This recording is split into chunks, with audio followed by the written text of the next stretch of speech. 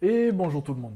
Alors aujourd'hui, on va parler du lipodème et je vais vous présenter un peu qu'est-ce qui engendre une prise de poids quand on a un lipodème. Et je vais également vous présenter une étude de cas d'une de nos patientes. Alors on le sait, le lipodème, c'est un trouble complexe caractérisé par une accumulation disproportionnée de graisse. Souvent confondu à tort avec l'obésité, il est responsable d'une accumulation de masse graisseuse et peut réduire à néant les efforts pour perdre du poids. Ce qu'il faut absolument comprendre ici, c'est que la prise de masse grasse pendant un lipodème n'est absolument pas due à la base à une mauvaise alimentation. Un diagnostic précoce et une alimentation adaptée sera vos meilleures armes pour éviter l'avancement de la maladie. Le lipodème, ça a été reconnu en 1940, donc ça fait vraiment très peu de temps.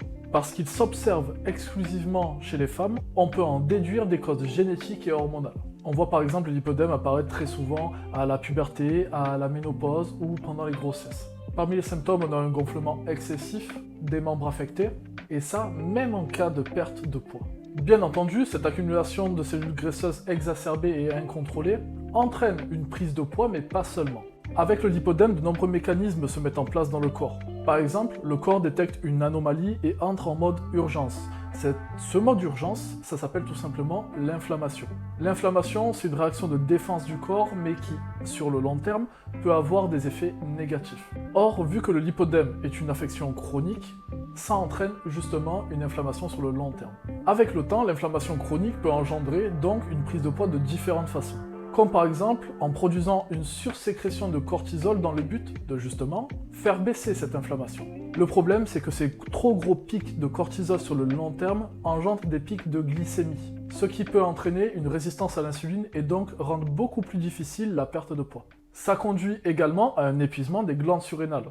Comme je le disais, les glandes surrénales créent le cortisol, sauf que vu que rien n'est inépuisable dans le corps, le cortisol finit par s'épuiser. Et en plus d'être la principale hormone anti-inflammatoire du corps, le cortisol, lui, c'est un peu le moteur. C'est ce qui va vous permettre de créer de l'énergie à partir de la masse grasse. Donc si le cortisol est épuisé, ça va entraîner des problèmes de fatigue chronique, mais aussi diminuer les capacités de votre métabolisme. Donc les capacités à perdre de la masse grasse. Et bien sûr, vu que pour activer les glandes surrénales, il faut des hormones thyroïdiennes, à terme, le lipodème épuise la thyroïde. Et donc, ça conduit encore plus à une chute du métabolisme et de la capacité, concrètement, à brûler vos graisses. Si on veut faire un raccourci. À savoir aussi que les douleurs et la difficulté de mobilité associée au lipodème peut engendrer un mode de vie qui va être défavorable. Comme par exemple la sédentarité qui rend bien plus difficile la perte de poids. Sans parler du fait qu'on a une baisse de morale, donc on va aller se diriger vers des aliments qui sont beaucoup plus propices à la synthèse de dopamine, donc au plaisir, et très souvent, ces aliments-là, ce sont des aliments sucrés et gras.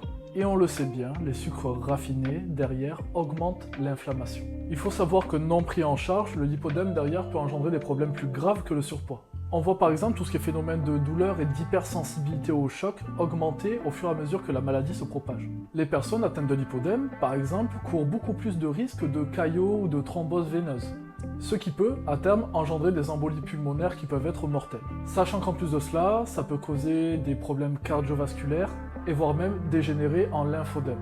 Tous ces risques, toutes ces contrariétés de la vie dues à cette maladie engendrent très souvent, chez le porteur, un sentiment d'anxiété généralisée malheureusement. En ce qui concerne les stratégies de gestion et de traitement, comme je vous l'ai dit, la graisse du lipodème n'est pas normale, n'est pas classique, ce n'est pas des cellules adipeuses classiques. Donc de ce fait, on constate naturellement que tout ce qui va être régime hypocalorique, ça ne marche pas, ça ne fonctionne pas. On ne peut pas perdre du poids avec quand on est patiente lipodème. Mais heureusement, il existe des solutions. Lorsqu'on veut perdre du poids, c'est-à-dire de la masse grasse quand on est patiente lipodème, il y a des règles à respecter. Plus que le simple fait de faire attention aux calories dans son assiette, ce qui en soi n'est pas toujours viable de toute façon, il est important de privilégier les aliments anti-inflammatoires, les aliments riches en iode et les aliments riches en magnésium, par exemple. Quand on parle d'aliments anti-inflammatoires, on parle d'aliments qui visent à soutenir l'activité des glandes surrénales, comme par exemple les protéines, les aliments riches en vitamine D, les aliments riches en vitamine B aussi, comme la vitamine B5 et la vitamine B6 qui sont essentielles au fonctionnement des glandes surrénales, et en soi, augmenter les taux de protéines le matin, moment où le corps est le plus propice à faire fonctionner les glandes surrénales et donc à vous permettre de sécréter vos principales hormones anti-inflammatoires.